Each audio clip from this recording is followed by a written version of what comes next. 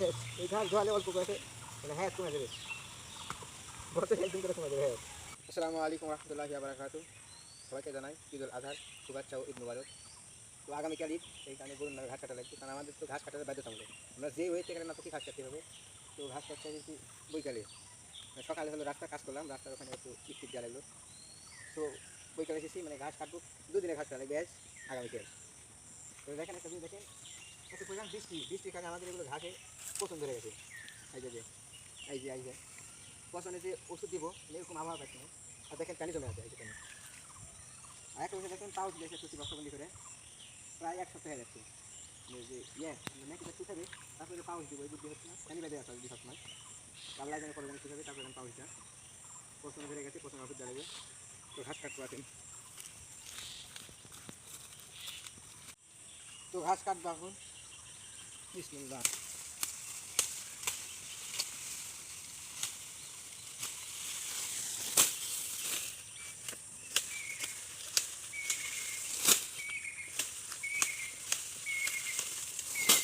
মার্শাল্লাহ, ঘাস অনেক সুন্দর হয়েছে। এই ঘাসটা প্রথমবার কাটছে, তো লাগানোর পর আর একবার কাটা নাই, এটাই প্রথম।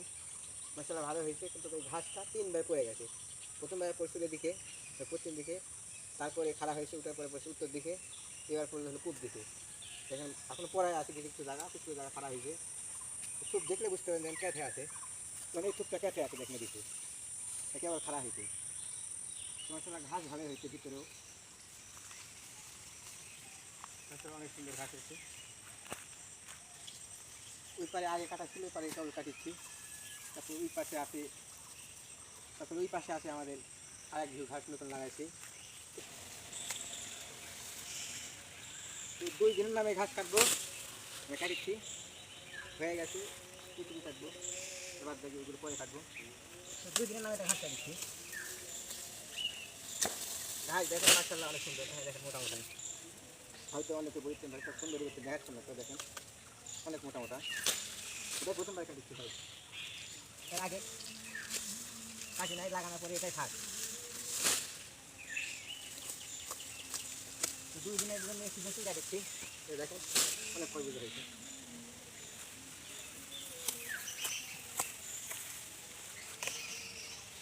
এত বৃষ্টি হচ্ছে,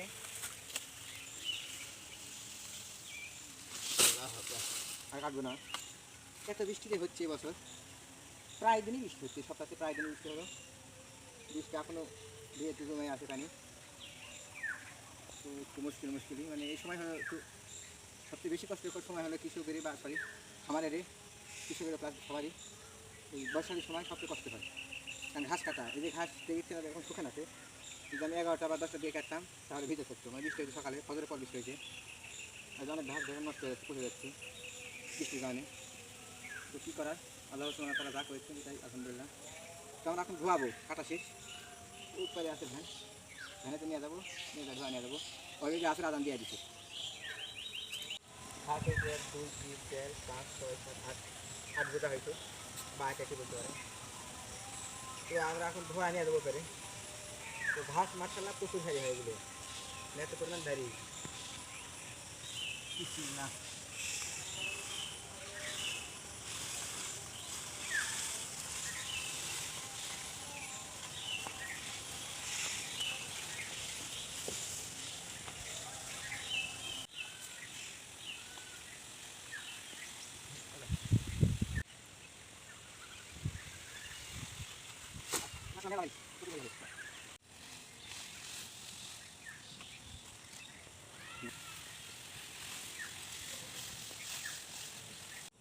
তো আমাদের সব নিয়ে আছে, এক বোঝায় আছে, এটা নিয়ে যায় এখানে বাজে বাসা দিয়ে নিয়ে যাবি।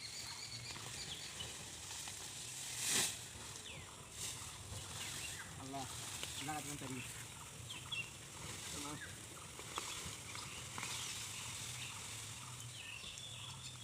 এই ঘাস ধোয়ালে অল্প করে মানে হ্যাঁ কমে যাবে, বছর একদিন করে কমে যাবে। হ্যাঁ।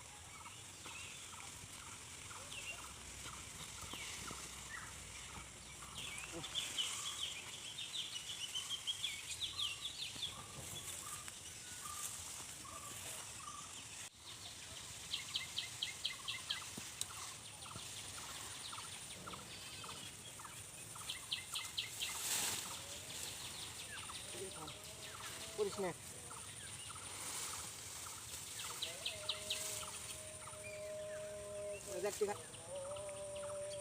মেজারটি ঘাস কাটিছি এখন তো মনে হচ্ছে 3 দিন যাবে প্রচুর ঘাস কাটিছি মা এত ভারী তো এত পরিমাণ যে ভারী ঘাস লাস্টে একটু বেশি আসলো ভাবলাম সব নিয়ে যায় নিয়ে এসে দেখেন কী অবস্থা তো আর দেরি করবো না ঘাস বেঁধে নিয়ে বাসায় চলে যাবো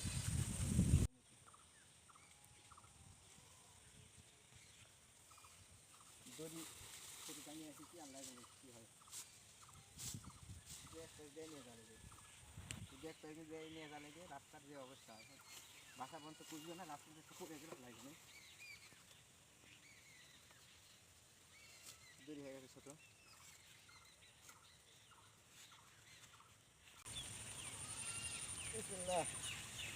মনে হয় আশা করি বাসা পর্যন্ত যেতে পারবো পিছনে লাগবে